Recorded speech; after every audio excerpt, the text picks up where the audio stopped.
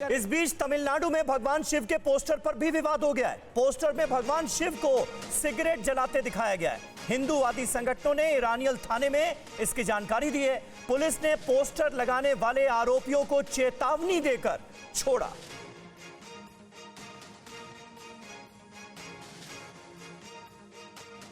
तो काली के बाद अब भगवान शिव पर हो रहे इस विवाद को लेकर भी इंफॉर्मेशन वॉल पर एक डिटेल आपके सामने, जहां आपको ये बता दें कि तमिलनाडु के कन्याकुमारी में ये मामला अब सामने आया है और इसमें भगवान शिव को सिगरेट जलाते हुए बैनर में दिखाया गया है। साथ ही ये बता दें कि ये पोस्टर सोशल मीडिया पर अब वायरल हो चुका है और हिंदू संगठनों ने इरानियल थाने में इसकी जानकारी भी दी है और साथ ही पुलिस ने पोस्टर लगाने वाले आरोपियों को चेतावनी देकर छोड़ दिया है। और दोस्त की शादी की बधाई देने के लिए कुछ युवकों ने ये बैनर लगाया था। अब शहजाद पूनावाला, सवाल वही है, इस तरह के कितने मामलों के सामने आने का हम करेंगे इंतजार। यानी कानून में ही क्या कोई इतनी हल्की धाराएं हैं कि कोई एक्शन नहीं लिया जाता, बस मामला सामने आता है, एक्शन के नाम पर बात होती है, सवाल जवाब होता है और सब छोड़ दिया जाता है। क्या यही वजह है कि अब हिम्मत लोगों की इतनी ज्यादा बढ़ गई है कि धार्मिक भावनाओं को ठेस पहुंचाने के लिए वो कुछ भी करने को तैयार है, वीडियोस बनाकर अपलोड करते हैं, पोस्टर शेयर करते हैं।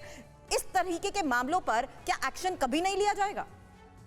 देखिए, आज एक चीज साबित हो गई है। माँ काली के बाद जिस प्रकार से शिवजी और माँ पार्वती का अपमान किया जा रहा है, तो ये क्रिएटिव एक्सप्रेशन नहीं, ये डेलिबरेट प्रोवोकेशन है। और ये डेलिबरेट प्रोवोकेशन इसलिए होता है क्योंकि कानून की धाराओं को जब लागू भी किया जाता है और कानूनी कार्रवाई होती है तो एक इकोसिस्टम खड़ा हो जाता है और विक्टिमहुड कार्ड प्ले करने लगता है। डेलिबरेटली अगर चीजें की जा रही है, लीना के केस में भी देखिए ना, अब वो विक्टिम कार्ड प्ले कर रही हैं, ये कह रही हैं कि किस तरीके से सब उनके पीछे पड़ गए हैं। She is not feeling safe now.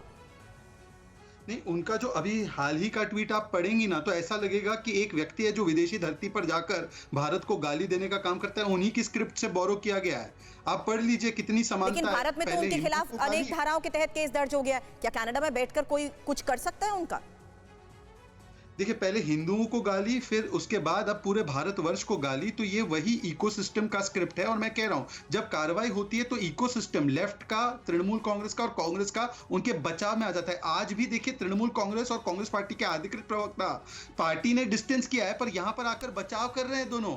अन्यथा ये मुझे बता दे कि शशि थरूर पर और महुआ मित्रा पर क्या कार्रवाई करेंगे। ये कार्रवाई नहीं करेंगे। ये इकोसिस्टम लीना के साथ और महुआ मित्रा के साथ खड़ा है। पीएफआई ने भी समर्थन कर दिया है। ये पूरा इकोसिस्टम जो हिंदू को दो गाली वोट बैंक की मिलेगी ताली वाला इकोसिस्टम खड़ा हो चुका है। अन्यथा मैं गुप्ता जी से एक ही चीज पूछूंगा, बताइए कि डॉक्टर थरूर पर कार्रवाई का इस तरीके की बयानबाजी के बाद सेंसेशनलाइज तो हो जाते हैं, एक्शन कहां है? वही तो पूछिए ना कांग्रेस पार्टी और तृणमूल कांग्रेस से कि महुआ मित्रा पर पार्टी क्या कार्रवाई करेगी, क्या उनकी सरकार है, पुलिस है, एफआईआर करेगी नहीं करेगी? शुरुआत में आपने एक बहुत ही वैलिड पॉइंट उठाया कि सोशल मीडिया एक डबल ब्लेड की तरह वेपन है, लेकिन एक फंडामेंटल क्वेश्चन बार बार उठता है कि ये जो फ्रीडम ऑफ एक्सप्रेशन, अभिव्यक्ति की आजादी है, जो कला पक्ष है, जिसमें हमारे धर्म भी उस दायरे से बाहर नहीं है, धर्म पर टीका टिप्पणी करने से लेकर आलोचना विवेचना करने से लेकर अभिव्यक्ति करने से लेकर, क्या ये सब उस दायरे से बाहर है या फिर ये रेखाएं कोई तय करेगा? और कौन तय करेगा? जो सड़कों पर निकलकर ताकतवर होगा, जिसके हाथ में पत्थर होंगे, जो ये कह देगा कि सरतन से जुदा, वो तय करेगा। उसकी ताकत को माना जाएगा, उस डर से लोग बंद कर देंगे, या फिर इसका कोई एक लीगल सॉल्यूशन स्पेस है? फ्रीडम ऑफ स्पीच रहेगा या फिर ये सब रहेगा? कैसे देखते हैं आप इसे? समीर भाई, थोड़ा सा वक्त लेना चाहूंगा मैं। धर्म अगर है, कम से कम मैं क्योंकि रिसर्चर हूं इस्लामिक स्टडीज में, इस्लाम के बारे में आपको कहूं, अगर इस्लाम है, उसमें इतना स्कोप होना जरूरी है और है कि वो तमाम इस तरह की आलोचनाओं को, क्रिटिसिज्म को इनवाइट करे। इस्लाम अगर क्रिटिसिज्म को इनवाइट ना करे तो वो मैं नहीं समझता हूं कि इस्लाम है। मैं शहजाद से ये सवाल पूछना चाहता हूं, in the first place Shahzad, आपने क्यों सस्पेंड किया नुपुर शर्मा को? क्यों एक्शन लिया उनके खिलाफ? क्या गलती की थी उन्होंने? क्या ये सही नहीं होता कि जिस चैनल के ऊपर ये पूरा के पूरा डिबेट चली और मामला उठा, उसी चैनल के ऊपर एक और रिकॉर्डिंग की जाती और दूध का दूध पानी का पानी होता? नुपुर शर्मा के साथ में मेरा फेस ऑफ हुआ दूरदर्शन चैनल पर, लेकिन वो अतीकुर इतना रहमान जानना साहब, चाहती थी कि सोसाइटी की उन्होंने तरफ गलती से जो क्या की। वायलेंट रिएक्शन आया, मैं उस पे एक सवाल कर रहा था कि इसकी जरूरत क्यों है? अगर क्रिटिसिज्म अलाउड है, वैलिड है, ये एक लीगल राइट है, तो ये सब क्या है? हाथों में तलवार लेकर लोग धमकियां दे रहे हैं, फोन कॉल्स कर रहे हैं, ये सब क्या है? फिर इसको कौन रोकेगा? क्या इसको हम टीवी डिबेट से रोकने जा रहे हैं, या फिर समाज से आपके जैसे प्रबुद्ध लोग उठ के इसके खिलाफ आवाज उठाएंगे? कौन करेगा ये?